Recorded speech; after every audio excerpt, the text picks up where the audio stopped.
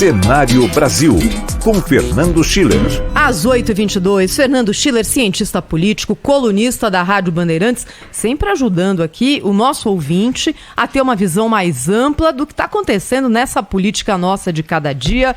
O Schiller sempre, acho que abre aqui a nossa visão a respeito dos fatos. Por isso, Schiller, para a gente começar a nossa conversa hoje, queria muito te ouvir sobre o day after do encontro entre Jair Bolsonaro e os embaixadores. A gente já falou aqui com você ontem sobre isso, na expectativa do que fosse vir a acontecer e agora já com um fato sacramentado. Como é que você viu isso, hein, Schiller? Bom dia.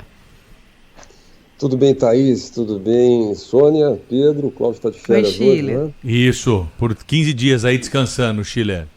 Merecidas férias do Cláudio aí. Bom dia aos ouvintes. Olha, eu diria que é crônica, a crônica de uma morte anunciada, né? A verdade é que tudo isso começou lá no dia 31 de maio, né? 31 de maio o TSE fez aquela reunião, chamou os embaixadores, falou bem das urnas eletrônicas, fez uma longa explicação, a gente cobriu aqui no jornal.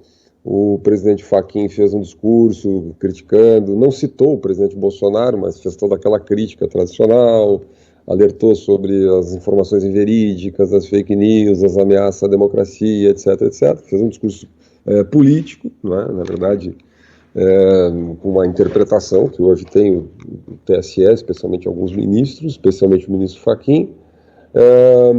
Não fez junto com o Itamaraty. Quem faz a política externa do governo, aliás, a política externa do país é o Itamaraty. O Itamaraty é um órgão, além de especializado, é um órgão prestigiado, capacitado profissionalmente para fazer isso. Enfim, isso irritou muito o presidente Bolsonaro, certo ou não, que eu não entro no mérito, né? E ele, a partir daí, tomou essa decisão de dar o troco, né? Dar o troco. A política tem esse lado, né? A política é um jogo de ping-pong, né, Thaís? Então, um lado faz uma atitude, toma uma atitude, o outro lado vai lá e toma outra atitude. Aí, quem gosta de um lado acha legal a atitude do lado 1, quem gosta do outro lado acha legal a atitude do lado 2. O presidente Bolsonaro convocou essa reunião dos embaixadores e fez a mesma coisa, passou a sua visão, sobre os eventuais fragilidades, eventuais fraudes, etc., que teriam acontecido lá no nosso sistema de urna eletrônica, fez a crítica, foi muito além disso, né? Eu assisti o discurso, ele fez a crítica da censura, da desmonetização das contas, dos pedidos de explicação sobre discursos de ódio ou supostos discursos de ódio por parte do presidente da República, das tomadas de posição, da parcialidade de alguns ministros da Suprema Corte em relação ao governo, né? Coisa que cá entre nós é um pouco notória, né? Aquele discurso do ministro Barroso, nós cobrimos amplamente aqui, quer dizer, era uma crítica política ao presidente da República, as entrevistas dadas no exterior, as palestras, as frases, as expressões, deu lá o troco. O que me sobra disso tudo, Thaís, Pedro, Sônia, é os embaixadores, né? Eles devem pensar o que nós estamos fazendo aqui. Primeiro nós fomos convocados para uma longa explicação sobre a rigidez das urnas eletrônicas, né? Bom, o Brasil nunca fez isso. O Brasil sempre teve um sistema respeitado internacionalmente, eventualmente com problemas, né? Um sistema que não é propriamente adotado pela maioria dos países. A maioria dos países tem ou voto impresso ou algum tipo de comprovação, impressão de votos, comprovante de votos, né? Mas vamos lá, foi uma opção brasileira, isso foi decidido pelo Congresso Nacional, precisa ser respeitado. Lá atrás o Congresso também decidiu na direção contrária, decidiu que deveria haver a impressão do voto, a Justiça Eleitoral não implementou, né? Agora a Justiça Eleitoral entrou no... É que sou esquisito como estratégia de campanha mesmo, porque por que insistir num assunto? A gente comentava isso ontem, a Thaís fez agora um brilhante comentário na abertura do programa. Por que insistir nisso e não, por exemplo, em conquistar os votos do Centrão? Isso me parece muito contraditório. Olha, eu também acho, viu, Sônia, assim, se a gente olhar as pesquisas, o próprio Data Senado tem uma pesquisa dizendo que 80% do eleitor que se denomina de centro, ele confia no sistema eleitoral, no sistema de votação eletrônica. Se você pegar na média das pesquisas, você tem 2/3 das pesquisas dos eleitores no Brasil, dependendo da pesquisa, mas vamos lá, que confia no sistema de urna eletrônica.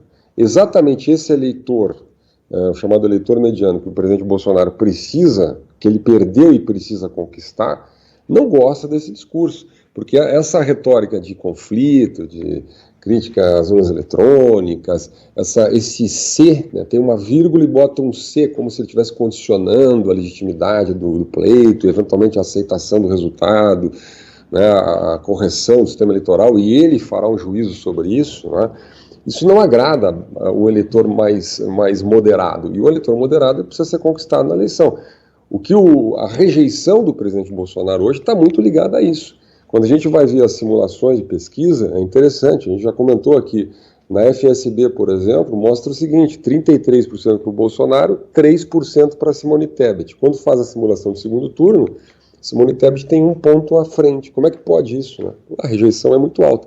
Agora, vamos lá, não vamos pressupor aqui que os candidatos sejam muito ingênuos, né? Se ele fez esse ato, quer dizer, eu acho que há uma avaliação por parte dele, da sua intuição política, de que esse é um assunto que mobiliza muito a sua base. Ontem a gente viu uma guerra na internet, uma enorme guerra na internet, e o presidente Bolsonaro, acho que ele parte do pressuposto, primeiro, que as pesquisas estão erradas, que a sua base, chamada conservadora, etc., é maior do que as pesquisas revelam, em geral, né? Eu não concordo com essa análise, mas acho que é a análise que ele faz. E que essa base mobilizada, muito aguerrida, é suficiente, ou digamos assim, é a sua grande arma para ganhar a eleição. De alguma maneira ele desiste desse eleitor supostamente passível de ser mudado, aí de centro, um eleitor mediano, etc. Então é uma aposta que ele faz, é uma aposta muito perigosa, né? Na verdade, o grande tema dessa eleição continua sendo o tema econômico. O governo mobilizou aí o Congresso Nacional, aprovou esse pacote. Talvez o que o presidente deveria fazer é exatamente tentar buscar essa agenda positiva, agenda econômica, e não ficar insistindo nesse tema, mas parece que não é o que passa na cabeça do presidente Bolsonaro. Schiller, tem um outro assunto importante que eu quero tratar com você, que você traga elementos aí para os nossos ouvintes aqui na Rádio Bandeirantes, que é uma decisão de ontem do ministro Alexandre de Moraes, que está respondendo pela Justiça Eleitoral no seu mais alto grau de instância, ele que vai assumir definitivamente, né, o TSE, e tomou uma decisão muito polêmica a respeito de publicações que foram feitas por apoiadores do presidente Jair Bolsonaro em relação a uma notícia que foi divulgada recentemente, trazida informação pelo operador do Mensalão, o Marcos Valério, né, dispensa apresentações aqui, lembranças dos nossos ouvintes, dizendo que houve financiamento de campanhas do Partido dos Trabalhadores com dinheiro da facção criminosa PCC.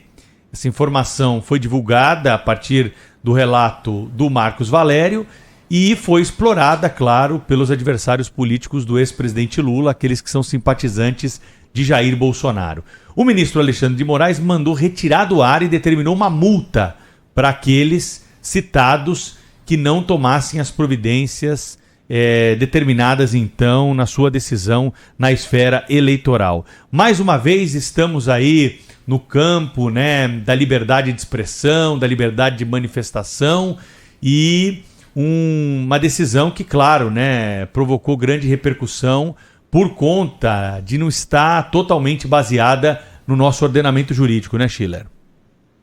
Olha, Pedro, é uma das decisões mais esquisitas. Eu acabei lendo com muito detalhe, quando eu leio uma decisão como essa, eu sempre tento entender qual é a base legal para a tomada de decisão, que aliás é uma pergunta que a gente esquece de fazer no Brasil, né? Quer dizer, um juiz toma uma decisão, a gente diz, bom, qual é a base legal, né? Então, as acusações as pretensas notícias falsas aí que foram houve uma solicitação por parte do PT que fossem retiradas, elas dizem respeito a várias questões. A associação do PCC com o PT, na verdade uma delação do Marcos Valério, e é interessante que nesse caso saiu em vários veículos de comunicação, isso foi uma matéria, na verdade, da revista Veja, não é? Reproduzida por N veículos, não é? O que o ministro Alexandre de Moraes deveria fazer em primeiro lugar é censurar os veículos, né? Porque censura os veículos, se os veículos de comunicação, da chamada mídia profissional, veiculam uma informação, que é uma delação, né, importante. Lembrem do caso do Mensalão, do caso da Lava Jato, as delações eram amplamente veiculadas, né, pelos meios de comunicação, as pessoas discutiam esse assunto, enfim, faziam o seu proselitismo, emitiam suas opiniões, etc. Então teria que, em primeiro lugar, censurar essas informações, porque, imagina, você tem toda a mídia, ou boa parte da mídia, uma informação sendo dada, uma delação importante, feita por um personagem dessas investigações, e você não pode tratar disso, você não pode realimentar isso, você não pode divulgar isso, você não pode tecer um juízo sobre isso numa campanha eleitoral, não é uma informação relevante, não é, ou que alguém considere relevante. Eu não estou aqui entrando no mérito disso, né, mas vamos lá. Ali tem outras questões também, a associação do PT ao nazismo e ao fascismo, o ministro mandou tirar, né, ao nazismo e ao fascismo, e também outras, a vinculação, outras falas aí, tiradas de contexto, distorcidas do candidato Lula, né? Bom, se for tirar da internet, se for tirar do debate eleitoral, tudo que for fala tirada de contexto, associação de candidatos ao nazismo e ao fascismo, né? E eventualmente informações vindas de delações, de investigações que não estão concluídas, mas que se considerem verídicas, ou que alguém considere verídico, nós entramos num caminho, olha, é inacreditável. Eu até sugiro aos apoiadores aí do presidente Bolsonaro que entrem no Supremo e peçam para retirar qualquer vinculação à ideia de genocídio. Por quê? Porque como é que você vai provar a veracidade da acusação de genocídio? Deve entrar também pedindo a retirada de qualquer vinculação do nome do presidente Bolsonaro ao nazismo. Como é que você vai comprovar a vinculação do presidente Bolsonaro ao nazismo? É muito fácil sugerir que isso seja inverídico, né? Porque é um juízo de valor, na verdade você está fazendo um juízo de valor, né? Aqui, então, a suposição da decisão não tem nenhuma base legal. Quer dizer, existe uma interpretação da Constituição que, supostamente, na visão do ministro Alexandre de Moraes, proibiria os abusos da liberdade de expressão. O que é abuso de liberdade de expressão? É o que ele define como abuso. Só vou dar um exemplo aqui. Ele cita lá dizendo que a Constituição não permite discursos mentirosos, discursos agressivos e discursos que agridam, ameaçam o Estado de Direito.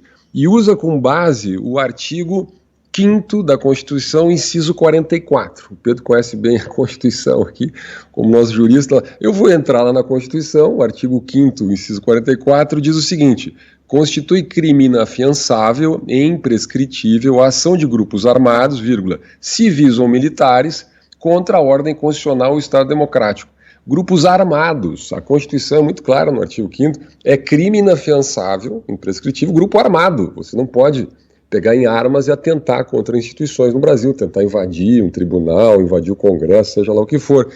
Agora ele transformou isso na proibição da Constituição, na suposta proibição, na difusão de ideias contrárias ao Estado de Direito, sendo que o que é uma ideia contrária ao Estado de Direito é o que ele interpreta como sendo uma ideia contrária ao Estado de Direito, né? Por exemplo, falar mal das urnas eletrônicas, né? Na verdade, aquelas contas foram desmonetizadas pela determinação do TSE porque, teoricamente, elas eram alegações falsas contra as urnas eletrônicas e isso era uma ameaça ao Estado de Direito. Então, assim, na minha visão, é uma decisão sem base nenhuma e cria um critério de, digamos assim, de igualdade muito complicado. Porque qualquer candidato, a partir de agora, que considerar que o seu discurso foi tirado de contexto, ou foi utilizada uma imagem inadequada, ou foi feita uma montagem, ou foi feita uma associação indevida com nazismo, fascismo, genocídio, qualquer coisa, pode entrar lá e o ministro Alexandre de Moraes é uma espécie de, digamos assim, porta-voz da verdade. Ele que julga se aquela informação ele inclusive usa como critério algo muito estranho, informações que tiveram sua veracidade, estou citando entre aspas aqui, ó. As informações são falsas porque já tiveram sua veracidade desmentida em diversos meios de comunicação. Imagina que um juiz toma uma decisão de retirar uma informação, uma acusação por parte de um candidato contra o outro, porque essas informações, segundo ele, já tiveram sua veracidade desmentida em diversos meios de comunicação. Mas que meios de comunicação são esses? Então tem alguns meios de comunicação que dizem uma coisa, alguns meios de comunicação dizem outra coisa, o ministro escolhe os meios de comunicação que ele considera, ele deveria no mínimo citar, né, tais e tais meios de comunicação, que são os melhores meios de comunicação, que são os porta-vozes da verdade aqui, disseram isso, eu acredito nesse meio de comunicação, portanto, o Estado brasileiro define que isso não é verdade ou que isso é verdade. Então, na minha visão, nós estamos numa situação muito séria, né, uma decisão, na minha visão, sem nenhuma base, mas está aí, né, e ela abre um precedente, porque nós nem estamos em período eleitoral, né, o período eleitoral vai depois das convenções, nós estamos em período pré-eleitoral, quer dizer, uma censura aberta aí que é feita na sociedade.